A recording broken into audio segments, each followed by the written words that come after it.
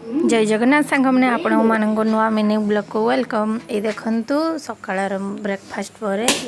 ये मो भाई माने मो कका को पुओ सी बेलून फुंकिबार व्यस्त अच्छी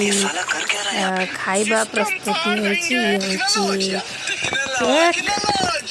जोटा कि आमे भाई भौणी आनीचु माने मो काका और काकी आज एनिवर्सरी थिला तो गोटे छोट सरप्राइज देला से माने तो लाज करुले भी